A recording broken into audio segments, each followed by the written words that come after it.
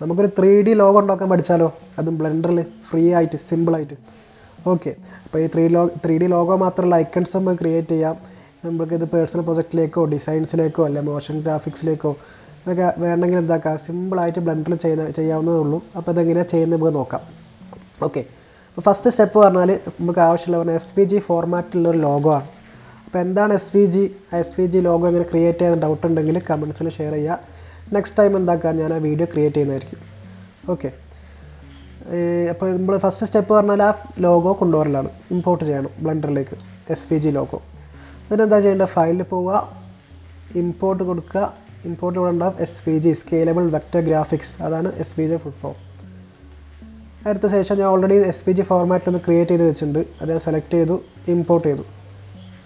നിലവിലിപ്പോൾ logo ഉള്ളതുകൊണ്ടാണ്, നിലവിൽ ഈ ക്യൂബ് ഉള്ളതുകൊണ്ടാണ് കാണാത്തത്. ജസ്റ്റ് X ക്ലിക്ക് ചെയ്തിട്ട് ഡിലീറ്റ് ചെയ്തിട്ടുണ്ട്. ഓക്കെ, അപ്പോൾ ഇവിടെ പോയാൽ കാണാം എൻ്റെ ലോഗോ അത് കണ്ടില്ലേ. ഇനി എന്താക്കാം, ഇതിൽ കുറേ ചേഞ്ചസ് വരുത്താണ്ട് ആദ്യം എന്താക്കുക, ഞാൻ ജസ്റ്റ് ഒന്ന് ജോയിൻ ചെയ്യാൻ പോവാണ്. ജോയിൻ ചെയ്യാനുള്ള ഷോർട്ട് കട്ടാണ് Ctrl+J. അപ്പോൾ ജോയിൻ ആയിട്ടുണ്ട്.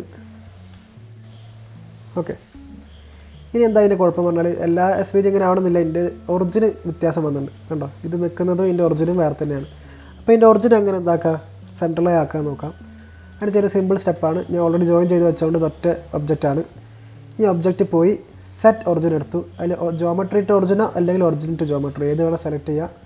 ഏകദേശം സെയിം ഔട്ട്പുട്ട് തന്നെയാണ് കിട്ടാൻ പോകുന്നത്. ഞാൻ ജോമെട്രി ടു ഒറിജിൻ കൊടുത്തു. ഓക്കെ, ഇപ്പോൾ കണ്ടില്ല, റൊട്ടേറ്റ് ചെയ്യുമ്പോൾ ഇങ്ങനെ ഇതിൻ്റെ ബേസിലാണ്. നേരത്തെ പറഞ്ഞാൽ ഇതാ ഇങ്ങനെയായിരുന്നു. ഇപ്പോൾ എന്തായി, നമ്മൾ ഒബ്ജക്റ്റിൽ set origin to origin to geometry കൊടുത്തപ്പോൾ സെൻറ്റർ ഇവിടെ ഉണ്ട്. ഇനി അടുത്ത സ്റ്റെപ്പ് പറഞ്ഞാൽ ഇതിന് ഡെപ്ത്ത് കൊണ്ടുവരണോ അല്ലെങ്കിൽ 3D ഒരു ലുക്ക് കൊണ്ടുവരണമെങ്കിൽ എക്സ്ട്രൂഡ് ചെയ്യണം. എക്സ്ട്രൂഡ് ചെയ്യണമെങ്കിൽ ഇത് മെഷാക്കി മാറ്റണം. അതിന് സ്റ്റെപ്പാണ് റൈറ്റ് ക്ലിക്ക് അടിക്കുക, കൺവേർട്ട് ടു മെഷ് ഉണ്ടാവും. അപ്പോൾ ഇത് മെഷായി മാറിയിട്ടുണ്ട്. ഇനി ഇതിന് ഡെപ്ത്ത് കൊണ്ടുവരാൻ നമ്മൾ ഏറ്റവും സിമ്പിൾ സ്റ്റെപ്പ് പറഞ്ഞാൽ ഇത് മൊത്തം സെലക്ട് ചെയ്യണം. അപ്പോൾ ഞാൻ തൽക്കാലം ഇതിൽ വയർ ഫ്രെയിം മോഡിലേക്ക് പോയിട്ടുണ്ട്. വയർ ഫ്രെയിം മോഡ് പോയിട്ട് മൊത്തത്തിലെല്ലാം സെലക്ട് ചെയ്തു. വയർ ഫ്രെയിം മോഡ് ആക്കുന്നതാണ് നല്ലത് എപ്പോഴും സെലക്ഷനെ കൊടുക്കുമ്പോൾ, അപ്പോൾ മിസ്റ്റേക്സ് ഒന്നും ഉണ്ടാവില്ല.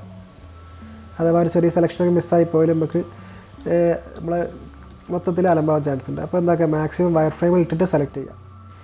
ഇനി 3 ക്ലിക്ക് ചെയ്തിട്ട് ഞാൻ സൈഡ് വ്യൂ എടുത്തു. ഇനി ഈ ക്ലിക്ക് ചെയ്താൽ എക്സ്ട്രൂഡ്, ഈ ക്ലിക്ക് ചെയ്തിട്ട് എക്സ്ട്രൂഡ് ചെയ്യാൻ പോവാണ്. ഈ സെറ്റ്